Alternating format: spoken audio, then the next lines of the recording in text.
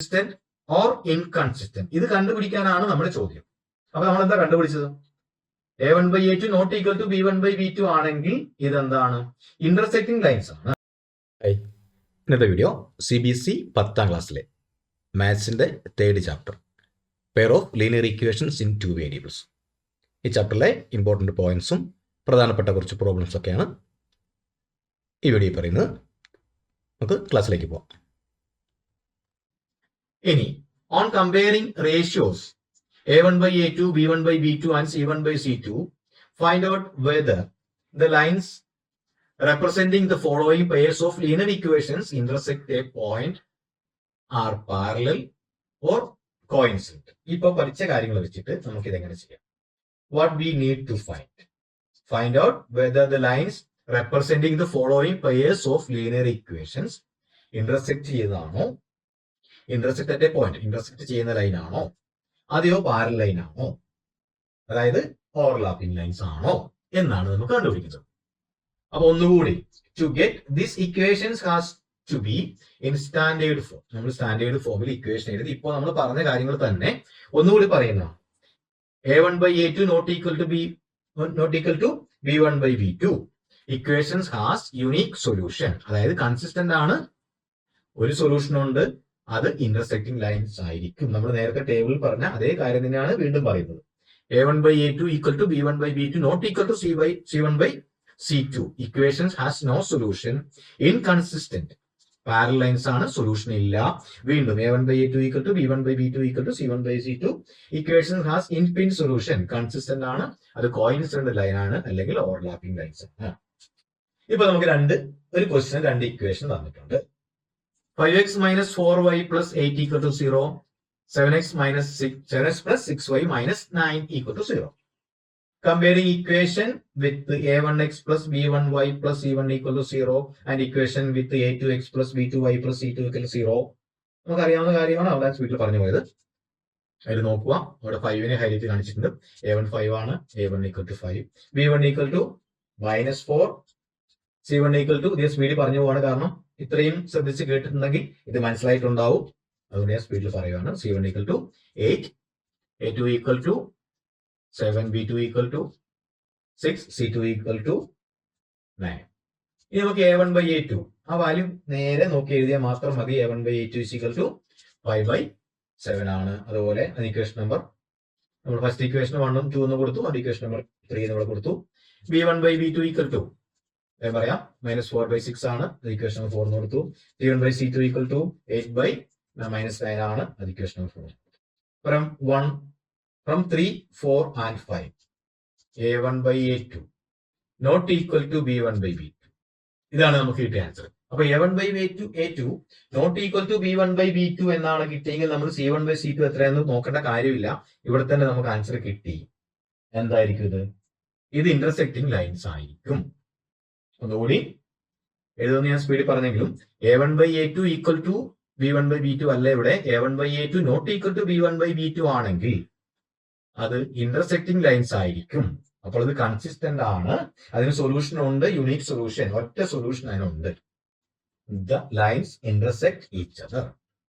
9x plus 3y plus 12 equal to 0, 18x plus 6y plus 24 equal to 0. ഇതിന്റെ ആൻസറിലേക്ക് പോകുന്നതിന് മുമ്പ് ഒന്ന് ചെക്ക് ചെയ്യുക, ഇതിന് എന്തെങ്കിലും പ്രത്യേകത ഉണ്ടോ equation? 9x plus 3y plus 12 equal to 0, 18x plus 6y plus 24 equal to 0. Answer ഞാൻ പറയുന്നില്ല, അതിന് മുമ്പ് ഒന്ന് ചെക്ക് ചെയ്യുക. 9ഉം 18ഉം തമ്മിൽ എന്തെങ്കിലും ബന്ധമുണ്ടോ? 3ഉം 6ഉം തമ്മിൽ എന്തെങ്കിലും ബന്ധമുണ്ടോ? 12ഉം 24ഉം തമ്മിൽ എന്തെങ്കിലും ബന്ധമുണ്ടോ?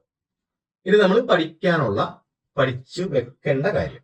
A1/A2 അതൊക്കെ പറഞ്ഞതാണ്, വിശദീകരിച്ചാണ്, ഇനി പറഞ്ഞ് ബോറടിപ്പിക്കുന്നില്ല. Next, to get this equations has to be in standard form. നമുക്കിപ്പോൾ ഉള്ള ഇക്വേഷൻ സ്റ്റാൻഡേർഡ് ഫോം തന്നെയാണുള്ളത്, ഇപ്പോൾ പ്രശ്നമില്ല. ഇനി 9x plus 3y plus 12 equal to 0, 18x plus 6y plus 24 equal to വെറുതെ എടുത്ത് എഴുതിയിട്ടുള്ളൂ. കമ്പയറിംഗ് ഇക്വേഷൻ വിത്ത് A അത് ഞാൻ വിശദീകരിക്കുന്നില്ല, പോട്ടെ. V1 എഴുതി പോവാണ്, സ്പീഡിൽ തന്നെ എഴുതി പോവാം. ഇക്വേഷൻ നോക്കി വെറുതെ എഴുതിയാൽ മതി, അതുകൊണ്ടാണ് ഞാൻ വിശദീകരിക്കുന്നത്. A1/A2 ഈക്വൽ ടു 9/18 ആണ്, ഈക്വൽ ടു 1/2 ആണെന്ന് അറിയാം. B1/B2 ഈക്വൽ ടു 3/6, അത് 1/2 ആണെന്ന് അറിയാം. C1/C2 ഈക്വൽ ടു 12/24 1/2 ആണെന്ന് അറിയാം. അപ്പൊ ഇക്വേഷൻ നമുക്ക് എന്ത് കിട്ടും? a1/a2 equal to b1/b2 equal to c1/c. a1/a2 equal to b1/b2 equal to c1/c2 ആണെങ്കിൽ അത് എന്തായിരിക്കും? കോയിൻസിഡന്റ് ലൈൻ ആണ്. ഇതാണ് ഞാൻ ആദ്യം പറഞ്ഞത്. ആ ഇക്വേഷൻ നമ്മൾ ചെയ്യുന്നതിന് മുമ്പ് ഒന്ന് നോക്കാൻ പറഞ്ഞത്. കാരണം ഫസ്റ്റ് ഇക്വേഷനെ 2 കൊണ്ട് മൾട്ടിപ്ലൈ ചെയ്താലാണ് നമുക്ക് സെക്കൻഡ് ഇക്വേഷൻ കിട്ടുക. അപ്പൊ ശരിക്കും ഇക്വേഷൻ എന്ന് പറഞ്ഞാൽ ആ ഫസ്റ്റ് ഇക്വേഷൻ തന്നെയല്ലേ സെക്കൻഡ് ഇക്വേഷനും? അത് രണ്ടും ഒരു ഇക്വേഷൻ അല്ലേ? ഒരു ഇക്വേഷനെ നമ്മൾ ത്രൂ ഔട്ട് ഏതെങ്കിലും നമ്പർ കൊണ്ട് മൾട്ടിപ്ലൈ ചെയ്താൽ ആ ഇക്വേഷന്റെ വാല്യൂവിന് മാറ്റം വരുന്നില്ല. അപ്പോ ഈ 9x + 3y + 12 ഈക്വൽ ടു 0 തന്നെയാണല്ലോ 18x + 6y + 24. സെയിം ഇക്വേഷൻ അല്ലേ? അപ്പോൾ അവിടെ a1/a2 equal to b1/b2 equal to c1/c2 ആയിരിക്കും. അപ്പൊ അത് സെയിം ലൈൻ തന്നെയാണ്, സെയിം ഇക്വേഷൻ ആണ്. കോയിൻസിഡന്റ് ലൈൻ എന്ന് പറഞ്ഞാൽ ഒരു ലൈനിന്റെ കൂട്ടിങ് വരച്ചാൽ ബാക്കി കിട്ടുന്നതാണ് കോയിൻസിഡന്റ് ലൈൻ എന്നോ ഓവർലാപ്പിംഗ് ലൈൻ എന്നൊക്കെ പറയുന്നത്. അപ്പൊ ഇത് ഒറ്റ ലൈനാണ്. ഒരുപാട് പ്രാവശ്യം നമ്മളിത് ഈ വീഡിയോയിൽ തന്നെ പറഞ്ഞു. അപ്പൊ ഇത് കോയിൻസിഡന്റ് ലൈൻ ആണ്. Infinitely many solutions. 6x - 3y + 10 equal to 0. 2x - y - 9 equal to 0. ഇവിടെ റെഫർ ചെയ്യാൻ വേണ്ടിയിട്ട് ആ ടേബിൾ അവിടെ വെച്ചിട്ടുണ്ട്, നമുക്ക് നോക്കാം. അപ്പോൾ ഇവിടെ ഇക്വേഷനെ സ്റ്റാൻഡേർഡ് ഫോമിൽ എഴുതണം എന്ന് പറഞ്ഞിട്ടുണ്ട്. നമ്മുടെ ഇക്വേഷൻ ഇപ്പോൾ തന്നിരിക്കുന്നത് സ്റ്റാൻഡേർഡ് ഫോം തന്നെയാണ്, കുഴപ്പമില്ല. 6x - 3y + 10 equal to 0 equation number 1 എടുത്തു. 2x - y - 9 equal to 0 equation number 2 എടുത്തു. കമ്പയറിംഗ് ഇക്വേഷൻ വിത്ത് a1x, അത് നമുക്ക് അറിയാവുന്നതുകൂടിയാണ്, സ്പീഡിൽ പറഞ്ഞുതരാം. മുമ്പത്തെ വീഡിയോകളിലും ക്വസ്റ്റനിലൊക്കെ നമ്മൾ ചെയ്തിട്ടുള്ളതാണ്. അതുകൊണ്ട് ഇതിലൂടെ സമയം കളയുന്നില്ല, നോക്കുക. മനസ്സിലായിട്ടില്ലെങ്കിൽ ഒന്ന് കമന്റ് ചെയ്യുക. അപ്പൊ a1/a2 ഈക്വൽ ടു നമുക്ക് 6/2 കിട്ടുന്നു. അത് ഈക്വൽ ടു 6/2 എന്ന് പറഞ്ഞാൽ എന്താ? 3 ആണ്. b1/b2 -3/-1 ആണ്. അപ്പൊ 3/1 3. വീണ്ടും c1/c2 ഈക്വൽ ടു 10/9. അവിടെ മാറ്റം വന്നിട്ടുണ്ട്. From 3, 4 and 5 a1/a2 equal to b1/b2 not equal to c1/c. അപ്പൊ എന്തായിരിക്കും?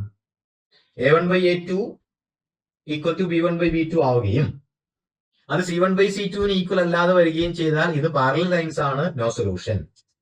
Parallel to each other.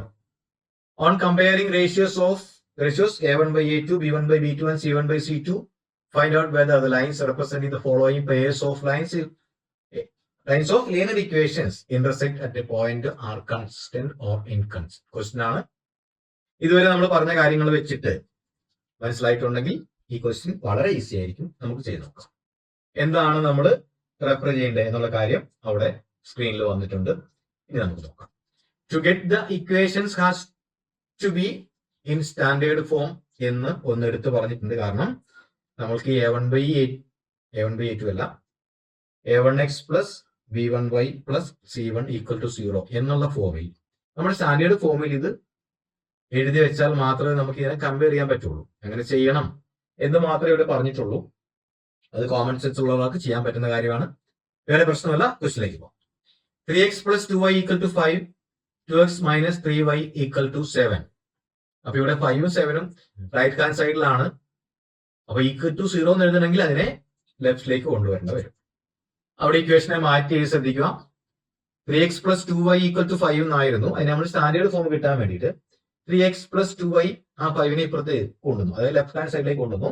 അപ്പൊ നമുക്ക് -5 = 0 എന്ന് കിട്ടി. അതുപോലെ സെക്കൻഡ് ഇക്വേഷൻ മനസ്സിലായി കാണുമെന്ന് വിചാരിക്കുന്നു. നെക്സ്റ്റ് കമ്പയറിംഗ് ദി ഇക്വേഷൻ, അത് ഞാൻ വിശദീകരിക്കുന്നില്ല, മനസ്സിലായ കാര്യം ആയതുകൊണ്ട്. അപ്പോ a1 = 3, b1 = കാരണം ഇത് വീണ്ടും വിശദീകരിച്ച് നമുക്ക് ബോറടിക്കും, അതുകൊണ്ട് ഇങ്ങനെ വേഗം എന്ന് പറഞ്ഞു നോക്കുക. അപ്പൊ 3/2, b1/b2 = 2/-3 ആണ്. അതിനെ 2/-3 നമ്മൾ -2/3 എന്ന് എഴുതുന്നു.